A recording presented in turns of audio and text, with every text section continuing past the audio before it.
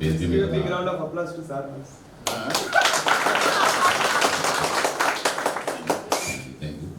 మీద ఉన్నటువంటి పెద్దలు మల్లారెడ్డి గారు, రాజిరెడ్డి గారు, మిత్రుడు నాతో పనిచేసినటువంటి రాజ్కుమార్ గారు, రవీందర్ రెడ్డి గారు, మేడం అంతా మేడం గారు, తర్వాత గారు, విశాఖ గారు, వీళ్ళందరికీ ఒకసారి కలుసుకుంటాను. సాధారణంగా విశాఖే కొంత పోయినా కూడా ఆయన కలుసుకొని పోతాయి. ఫోన్ చేస్తే ఎక్కడ ఉన్నా కూడా ఫోన్ చేస్తే వచ్చేస్తారు, మాట్లాడటం కాసేపు కూడా తెలియపోతాను. అందరికీ మరొకసారి నమస్కారం తెలియజేసుకుంటూ, నా వ్యక్తిగతం ఏంటంటే నాకు ఇద్దరు పిల్లలు. అది గురుకులం ఉండగానే ఉండదు, మీకు కూడా తెలిసి ఉంటుంది. ఎందుకంటే చివరి బ్యాచ్ కాబట్టి అక్కడ నుంచి నేను 95లోనే జాబ్ వచ్చి వెళ్ళిపోయాను. అప్పటికి ఇద్దరు పిల్లలు, కొడుకు బిడ్డ. బిడ్డ బీటెక్ చేసింది, కొడుకు బీటెక్ చేసింది. బిడ్డ ఉన్న అల్లుడు అమెరికాలో ఉంటారు, కొడుకు కూడా అమెరికాలో ఉంటారు.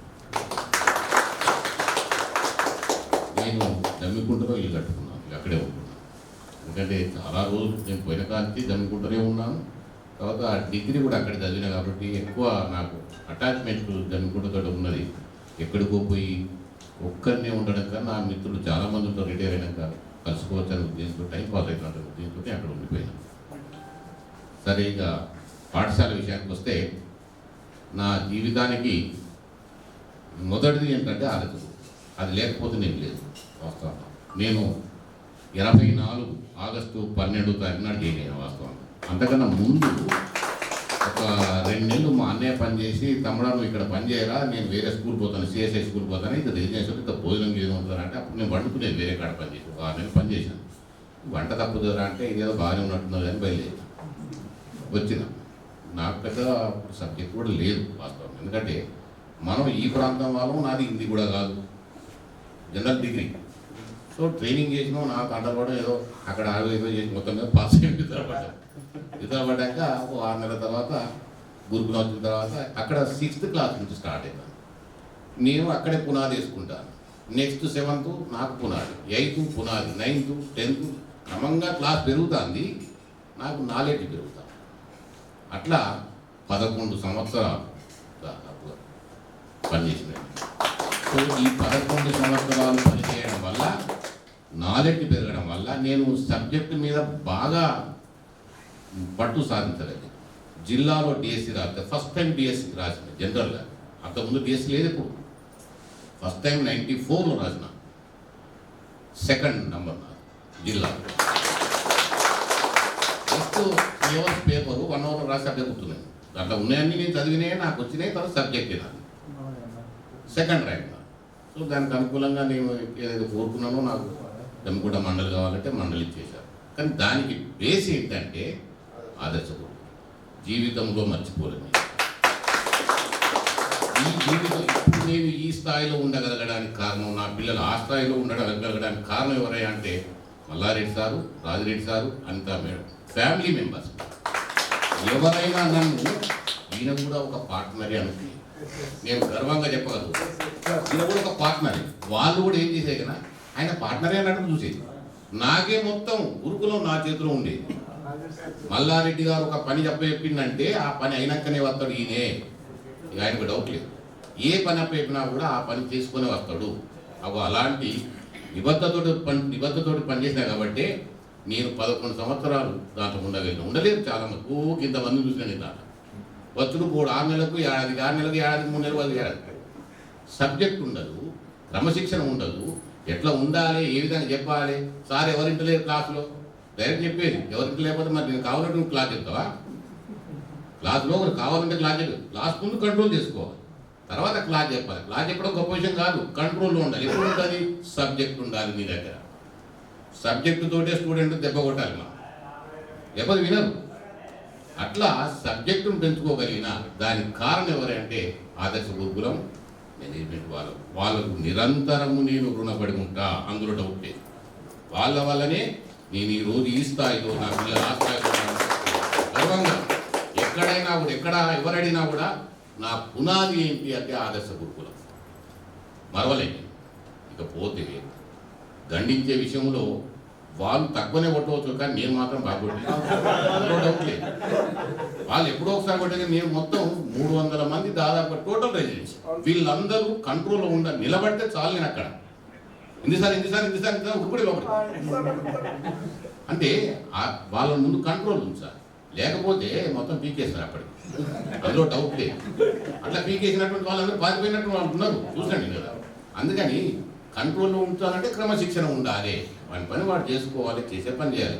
పేరెంట్స్ తోటి బాగా సంబంధం ఉంటుంది, కానీ మీ పేరెంట్స్ తోటి ఎక్కువ సంబంధం ఉంటుంది. వాళ్ళు వచ్చి నాతోనే మాట్లాడేది.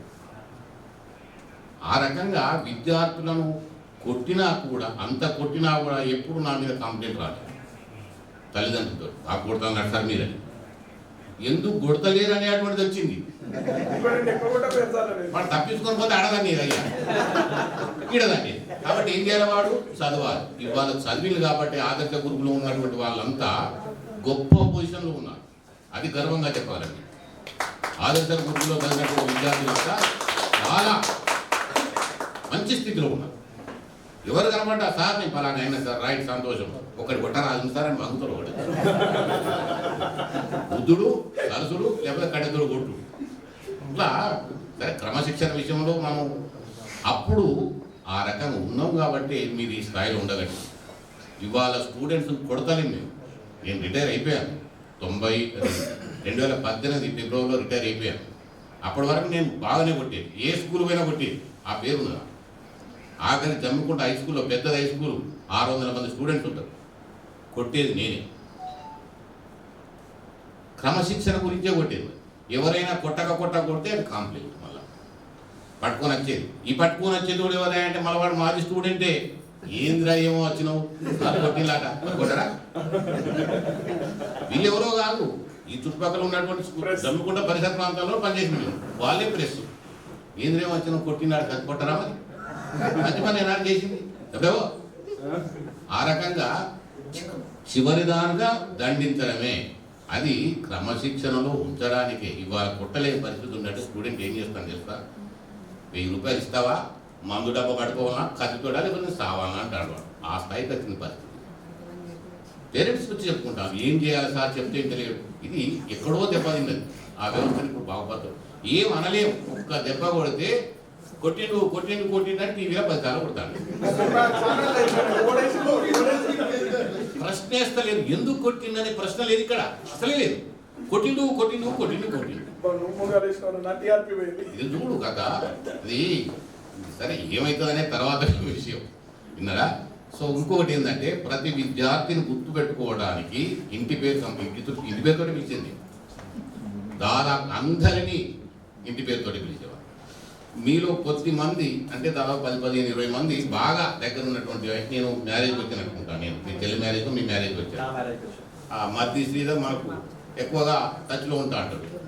తర్వాత ఇంకో 2-3 ఉంటాడు టచ్లో. మిఠపల్లి వారు కూడా టచ్లో ఉంటాడు, వాళ్ళ అన్నయ్య కూడా టచ్లో ఉంటాడు, వాళ్ళ డాడీ టచ్లో ఉంటాడు. ఎందుకంటే మా ఏరియా కాబట్టి, అంతా పర్కాల ఏరియా కాబట్టి. తర్వాత నాగుల కృష్ణమూర్తి వాళ్ళ తమ్ముని, వాళ్ళ అమ్మమ్మది మా ఊరి కౌకొండ. సో ఏం చేసినా కూడా విద్యార్థుల యొక్క మంచితనానికి లేదా ఉన్నతికే పాటుపడ్డారు. దాంట్లో రావడమే గొప్ప విషయం. మేము కూడా చెప్పాలంటే అసలు దాంట్లో పనిచేస్తానా అనేటువంటి ఆలోచన కూడా ఉంది. ఒక వారం 10 రోజులు అనక మా అన్నయ్య పనిచేసి వెళ్ళిపోయి నన్ను అందులో పెట్టింది. తర్వాత ఆలోచన, ఎవడు వండుకుంటాడు, ఈ వండుకునేది ఒక కథ, తిని ఉంటే అయిపోయాయి. ఆరా చెప్పాలంటే మళ్ళీ ప్రిపేర్ కావాలి, ప్రతి సంవత్సరం ప్రిపేరే. అట్లా ఒక 4-5 సంవత్సరాలు ప్రిపేర్ అయితే అది మామూలు ప్రిపేర్ కాదు. క్లాస్ కంట్రోల్ ఉండాలంటే మనకు సబ్జెక్ట్ కావాలి, అంటే భారీ ఎత్తున ప్రిపేర్ కావాలి. మన సబ్జెక్టు కాదు, మనకేమీ రాదు. అట్లా ప్రిపేర్ అయినా కాబట్టి నేను తొందర ఉద్యోగం పొందగలిగాను. సరే తక్కువ పీరియడే, 23 సంవత్సరాలు సర్వీస్ చేశాను. ఉన్న సర్వీసులో అయినా కూడా పిల్లగాళ్ళను చదివించుకున్నాను, మంచిగా పెళ్లిళ్ళు చేశాను, ఇల్లు కట్టుకున్నాను, నిరందిగా ఉన్నాను, నో టెన్షన్. పెన్షన్ వస్తుంది, నాకు ఇబ్బంది లేదు. మా అమ్మ ఉంది, పెన్షన్ వస్తుంది, ఇబ్బంది లేదు. ఇల్లు కట్టుకున్నాను, ఎవరి గురించి వాళ్ళు పెట్టాల్సిన అవసరం లేదు. నాది నేను తింటే నేనే అదుస్తాను. భగవంతుని దయ వల్ల నేను ఇంక్రిమెంట్ లేవు నాకు. ఒకటి బీపీ, రెండోది షుగర్. అదనపు క్వాలిఫికేషన్స్ రెండు లేవు. No tension, no BP, no sugar. అంటే సిస్టమేటిక్గా ఉంటాం కాబట్టి మనం వేరే వేరే చేయం.